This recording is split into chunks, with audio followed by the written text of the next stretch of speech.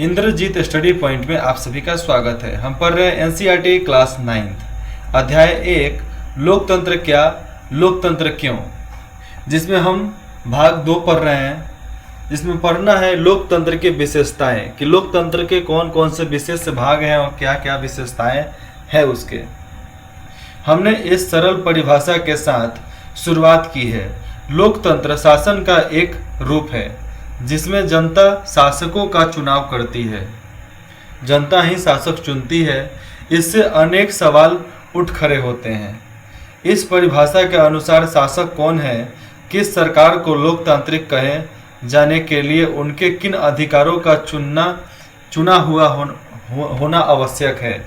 लोकतंत्र में वे कौन से फैसले हैं जो बिना चुने हुए अधिकारी भी ले सकते हैं, मतलब बिना चुने हुए अधिकारी जो है वह भी फैसला ले सकता है लोकतंत्र में। किस तरह के चुनाव को लोकतांत्रिक चुनाव कहते हैं, ऐसा कौन सा चुनाव है जिसको लोकतांत्रिक चुनाव कहते हैं। किसी चुनाव को लोकतांत्रिक कहने के लिए किन शर्तों को पूरा किया जाना जरूरी है। देखो लोकतांत्रिक माता है, एक ठो आ जाएगा विधानसभा चुनाव और एक लोकसभा चुनाव। विधानसभा में मुख्यमंत्री बनेंगे और लोकसभा चुनाव जो होता है उसमें प्रधानमंत्री बना जाता है। कौन लोग शासक का चुनाव करते हैं या खुद शासक चुने जा सकते हैं। क्या इसमें प्रत्येक नागरिक का बराबरी की हैसियत से भाग लेना जरूरी है, मतलब हर कोई बराबर होता है। क्या कोई लोकतांत्रिक, सब सवाल ही अभी पूछे जा रहे हैं। व्यवस्था अपने कुछ नागरिकों को इस अधिकार से वंचित कर सकती है। सरकार के किस स्वरूप को लोकतांत्रिक कहें।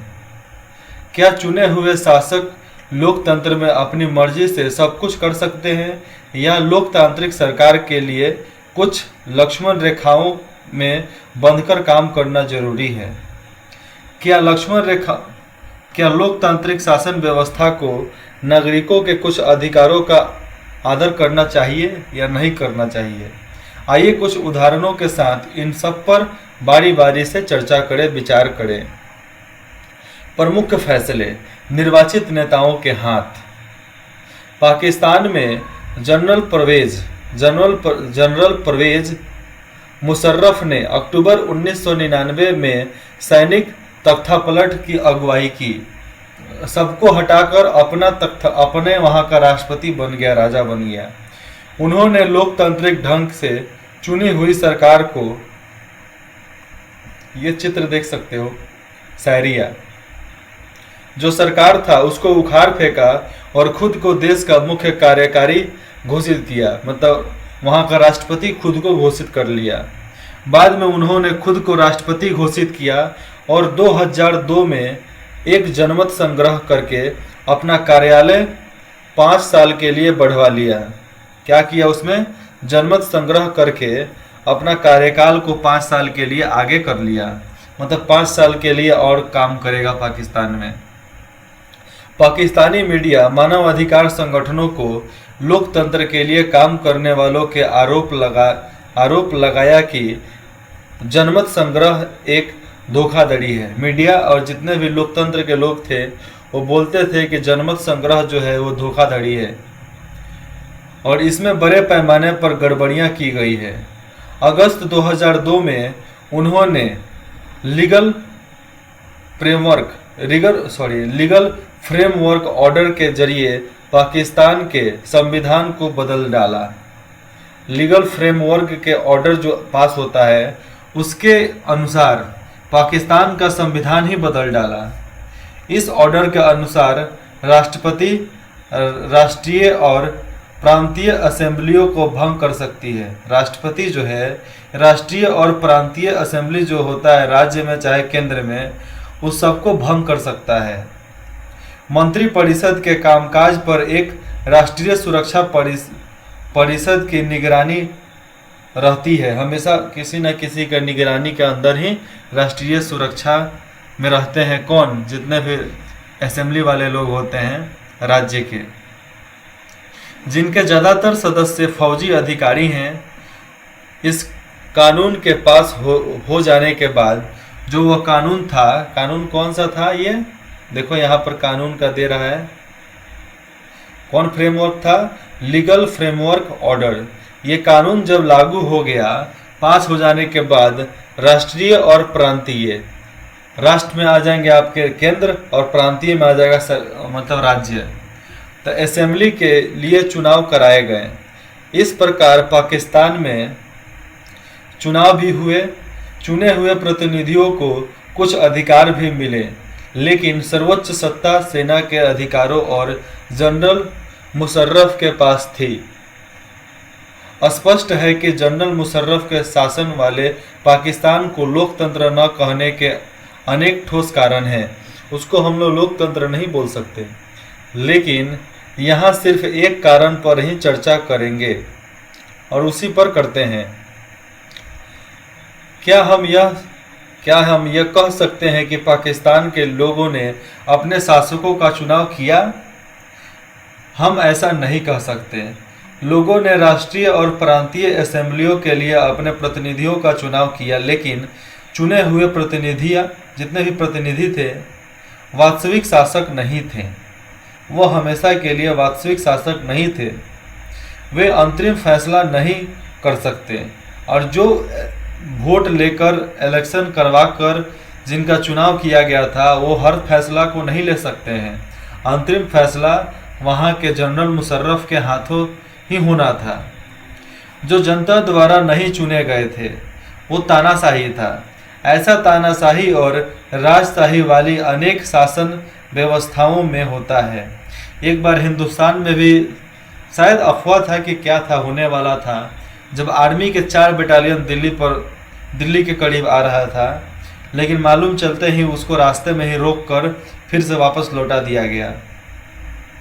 वहाँ औपचारिक रूप से चुनी हुई संसद और सरकार तो होती है, पर असली सत्ता उन लोगों के हाथ में होता है जिन्हें जनता नहीं चुनी होती, जिसे जनता नहीं चुनती है। कुछ देशों में असली ताकत विदेशी शक्तियों के हाथ में रहती है। जैसे जापान का ताकत, जर्मनी का ताकत किसके हाथ में है? अमेरिका के हाथ में। इटली का ताकत, इजराइल का ताकत कहाँ है? अमेरिका के हाथ में। तो वैसे ही न चुने हुए प्रतिनिधियों के हाथ में है। इसे लोगों का शासन नहीं कहा जा सकता है। ये लोगों का शासन नहीं कहते इसको बोलते हैं विदेशी शासन। ये देख लो, डेमोक्रेसी। इससे हम लोकतांत्रिक शासन व्यवस्था की पहली विशेषता पर पहुंचते हैं।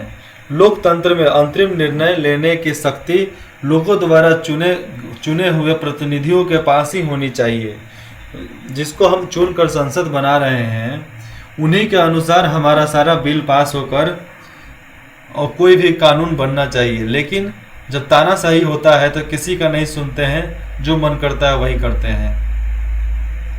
स्वतंत्र और निष्पक्ष चुनावी मुकाबला क्या था? चीन की संसद को क्वांगुओ रेमिन दाई बियाओ दाओई राष्ट्रीय जनसंसद कहते हैं। क्या कहते हैं? राष्ट्रीय जनसंसद। जन संसद मतलब लोगों का संसद, देश का संसद भवन।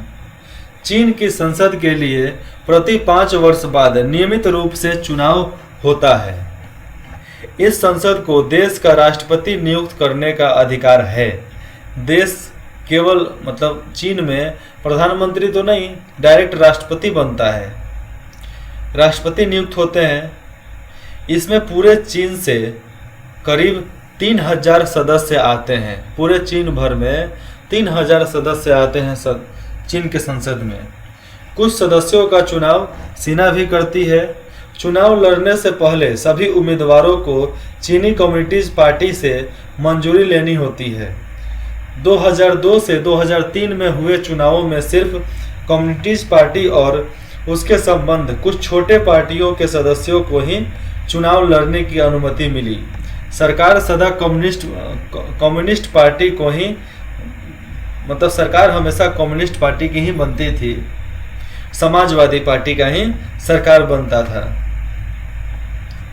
1930 में आज़ाद होने के बाद 1930 में जब आज़ाद हुआ था चाइना, उसके बाद मेक्सिको में हर 6 वर्ष बाद चाइना की नहीं, मैक्सिको की बात हो रही है। जब 1930 में आज़ाद हुआ था तो राष्ट्रपति चुनने के लिए चुनाव कराए जाते हैं। देश में कभी भी फौजी शासन या तानाशाही नहीं आई। कहाँ पे? मैक्सिको में।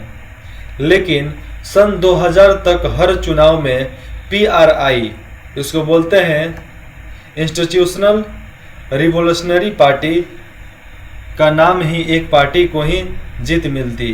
बस इसी पार्टी को ही जीत मिलती। विपक्षी दल चुनाव में हिस्सा लेते थे पर जीत नहीं पाते थे, पर कभी भी उन्हें जीत हासिल नहीं हुई थी। चुनाव में हर तरह के हथकंडे अपना कर हर हाल में जीत हासिल करने के लिए PRI कुख्यात थी। मतलब हमेशा एकदम गड़बड़ थी, गड़बड़ पार्टी थी। कुछ भी करो, साम दंड भेद कुछ भी का इस्तेमाल करो, लेकिन चुनाव जीतना है तो जीतना है, बस, बाकी कुछ नहीं। सरकारी दफ्तरों में काम करने वाले सभी लोगों के लिए पार्टी की बैठकों में जाना अनिवार्य है। सरकार के दफ्तरों में जो भी लोग हैं वो सरकारी बैठक जहां भी होता था वहां उनको जाना अनिवार्य था। सरकारी स्कूल के अध्यापक अपने छात्र छात्राओं के माँ बाप से PRI के लिए वोट देने को कहते थे। मीडिया भी जब तक विपक्षी दलों की आलोचना करने के अलावा उनकी गतिविधियों को नज़रअंदाज ही करती थी। उसका आलोचना तो होता ही था विपक्ष पार्टी का, लेकिन जो भी वो गतिविधि करते थे उसको नज़रअंदाज करके ही छोड़ा जाता था कि उसको समाज में मत दिखाओ, टीवी में मत दिखाओ। कई बार एकदम अंतरिम क्षणों में, कई बार तो ऐसा हुआ था लास्ट के समय में, सबसे अंतिम समय में मतदान केंद्रों को हर जगह से हटाकर दूसरी जगह कर दिया जाता था, जिससे अनेक लोग वोट ही नहीं डाल पाते थे। PRI अपने उम्मीदवारों के चुनाव अभियान पर काफ़ी पैसा खर्च करती थी। क्या हम ऊपर वर्णित चुनावों को लोगों द्वारा अपना शासक चुनने का उदाहरण मान सकते हैं? इन उदाहरणों को पढ़ने के बाद तो यही लगता है कि हम ऐसा नहीं कर सकते हैं। यहाँ काफ़ी सारी समस्याएं हैं। चीन के चुनावों में लोगों के सामने कई व्यावसायिक और गंभीर विकल्प ही नहीं, मतलब कोई भी विकल्प दूसरा नहीं था, गंभीर विकल्प ही नहीं होता। लोगों को शासक दल या उसके द्वारा स्वीकृत उम्मीदवारों को ही वोट देना होता है। क्या हम इसे मनपसंद चुनाव कह सकते हैं? नहीं कह सकते। मैक्सिको के मामले में ऐसा लगता है कि कहने को बल्कि होते हुए असल में वहाँ की जनता के पास कोई दूसरा विकल्प न था। वो दूसरा किसी को चुन ही नहीं सकते थे। ऐसे तो लोकतंत्र था, लेकिन दूसरे किसी को चुनने का विकल्प ही नहीं था। किसी भी तरह वहाँ शासक दल को पराजित नहीं किया जा सकता था। लोगों के चाहने पर भी नहीं, कुछ भी करो तब भी नहीं उसको पराजित किया जा सकता था। वहाँ हुए चुनाव निष्पक्ष नहीं थे और जो भी चुनाव हुआ निष्पक्ष नहीं हुआ था, एक ही पक्ष में आया, हमेशा आया। इस प्रकार अब हम लोकतंत्र की अपनी समझ में एक अन्य विशेषता या गुण को जोड़ सकते हैं। लोकतंत्र के लिए सिर्फ चुनाव कराना ही अनिवार्य या पर्याप्त नहीं होता, क्योंकि केवल चुनाव करवा देना ही काफ़ी नहीं है, आगे भी करना पड़ता है। चुनाव में एक से ज़्यादा असली राजनीतिक विकल्पों के बीच चुनने की स्थिति भी होनी चाहिए कि हम दूसरों को भी चुन सके। लोगों के पास यह विकल्प रहना चाहिए कि वे चाहे तो शासक दल को गद्दी से उतार दे। इस प्रकार लोकतंत्र निष्पक्ष और स्वतंत्र चुनाव पर आधारित होना चाहिए, ताकि सत्ता में बैठे लोगों के लिए जीत हार के समान अवसर हो, एक जैसे अवसर हो सके। लोकतांत्रिक चुनावों के बारे में हम अध्याय 3 में और बातें जानेंगे। अध्याय 3 में लोकतंत्र चुनाव किस तरह किया जाता है, निर्वाचन क्षेत्र क्या होता है, संसद में कितने लोग बैठते हैं, ये सब मालूम चलेगा। एक व्यक्ति एक वोट एक मोल। किसी एक व्यक्ति का एक वोट और उसका एक ही मोल गिना जाएगा। पहले हमने पढ़ा है कि किस तरह लोकतंत्र के लिए होने वाला संघर्ष सार्वभौमिक वयस्क मताधिकार के साथ जुड़ा था। अब इस सिद्धांत को लगभग पूरी दुनिया में मान लिया गया, पर किसी व्यक्ति को मतदान के समान अधिकार से वंचित करने के उदाहरण भी कम नहीं है, ज़्यादा है। 2015 तक सऊदी अरब में औरतों को वोट देने का अधिकार नहीं था। एस्टोनिया ने अपने यहाँ नागरिकता के नियम कुछ इस तरह से बनाए हैं कि रूसी अल्पसंख्यक समाज के लोगों को मतदान का अधिकार हासिल करने में मुश्किल होती है, वो लोग वोट नहीं दे सकते हैं। फिजी की चुनाव प्रणाली में वहाँ के मूल वासियों के वोट का महत्व भारतीय मूल के फिजी नागरिकों के वोट से ज़्यादा है। लोकतंत्र राजनीतिक समानता के बुनियादी सिद्धांत पर आधारित है। इस प्रकार हम लोकतंत्र के तीसरी विशेषता को जान लेते हैं। लोकतंत्र में हर वयस्क नागरिक का एक वोट होना चाहिए। हर किसी का एक वोट, हर वोट का एक समान मूल्य होना चाहिए। अध्याय 3 में हम इस बारे में ज़्यादा विस्तार से पढ़ेंगे। वोट देने की प्रक्रिया।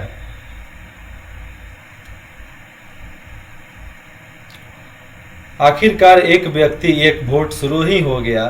वो भी क्या दिन थे जब मैं